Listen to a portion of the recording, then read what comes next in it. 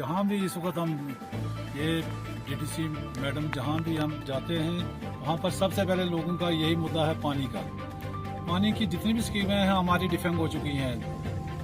नकम जड़ी अपर में देखो वो स्कीम ही हमारी डिफंग है, नकम जड़ी लोअर में देखो वो स्कीम भी डिफंग है, केरी कांगड़ा में देखो, दारगुल में देखो, बालाकोट में है, बुरती है, कांगा वाली ये द्राटी वाली स्कीम है। जितनी स्कीमें हैं हमारी ब्लॉक की वो सारी डिफंग पड़ी हैं।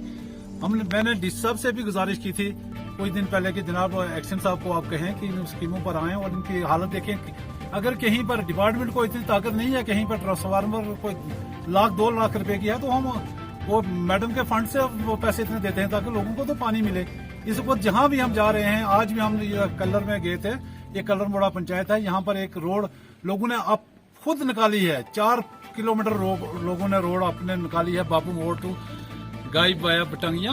तो देखो हमारे बालाकोट में अभी तक इतना हर चीज के इतना फकदान है कि लोग अपने पैसे लगाकर रोड निकाल रहे हैं। तो सबसे पहले तो मैं ये रिक्वेस्ट करता हूँ, जहाँ पर लोग ये अपनी में मदद आप कर रहे हैं वहाँ पर तो उन प्रोजेक्टों को सबसे पहले हाथ में लेना चाहिए डिपार्टमेंट्स को।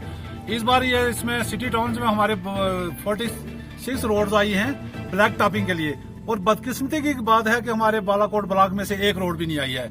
मैंने कल भी ये मैडम जी की तरफ से अपने कमिश्नर सेक्रेटरी साहब को लेटर वो किया था ईमेल कि भाई कम से कम हमारा ब्लॉक उस वक्त बना था बैकवर्ड नेशनल पर far flung area, border area, तो इसको हम क्या मरादे आप दे रहे हो? बॉर्डर का यही मतलब हमारी एक स्कीम लाए, पहाड़ी इलाके का यही मतलब है कि एक स्कीम लाए हमारी यहाँ पर, क्योंकि ये ब्लॉक उस वक्त सबसे बड़ा ब्लॉक इस वक्त जोग्राफियाई लिहाज से, एरिया के लिहाज से डिस्ट्रिक्ट पुंछ का सबसे बड़ा ब्लॉक है ये बालाकोट ब्लॉक। इसमें पॉपुलेशन भी, इसमें वोटर जो है वो भी सबसे ज्यादा है। लेकिन बदकिस्मती की बात है कि हर इसमें पीछे रखा जा रहा है। पीएचई में देखो, बिजली में देखो, में हम गए तो वहाँ देखा, वहाँ पर वो 0 लाइन पर तो वो बैंकर्स नहीं बने हैं। बैंकर्स वहाँ बने हैं जहाँ आधा किलोमीटर वो घर दूर हैं। 0 लाइन पर मैंने फोटो भी वहाँ से वो लिए थे, वहाँ से जो जिन लोगों के मकानों के पास बैंकर्स नहीं बने हैं। तो हमारी एलजी इंतजामिया से ये रिक्वेस्ट है कि कम से कम इसको बॉर्डर ब्लॉक को, पिछड़े हुए ब्लॉक, मैं तो यही कहूँगा इंतजामिया से, डीसी साहब से भी और अपने एलजी इंतजामिया से कम इसकी इन्वेस्टिगेशन होनी चाहिए। आज कह रहे हैं कि जी ठेकेदारों ने वो पाइपें लाई हैं और ठेकेदारों की वो पाइपें थी, तो ये 3 महीने 4 महीने अगर कहीं पाइप ठेकेदारों ने लगानी थी कलर मोड़ा में, तो वो मेडर में पाइप क्यों रखी?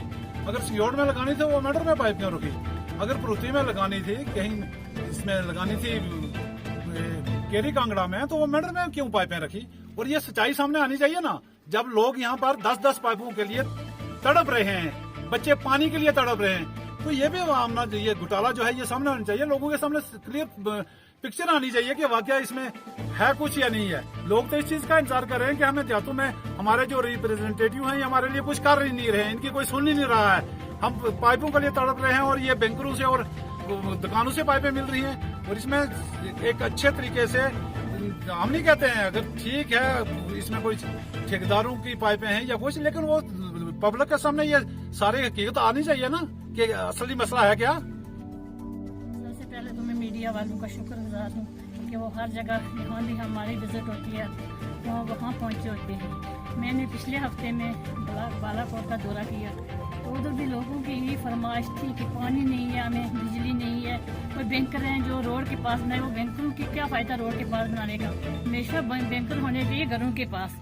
लोगों की यही परेशानियाँ क्या लोगों ने ये जाहिर किया कि देखो मैडम ये क्या है, देखो हमारा क्या हाल इधर हो रहा है, ना हमें पानी के लिए तड़पे हैं, पाइपों के लिए, बिजली का देखो हमारा क्या, सड़कों की क्या खस्ता हालत है।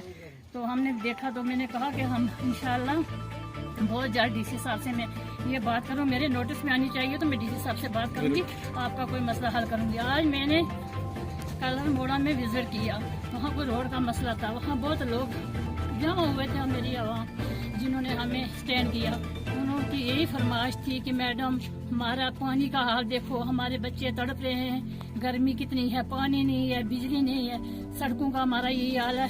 तो आप मैं इंतजामिया डीसी साहब से भी ये करती हूँ हमारे कामों का नजरसानी करें।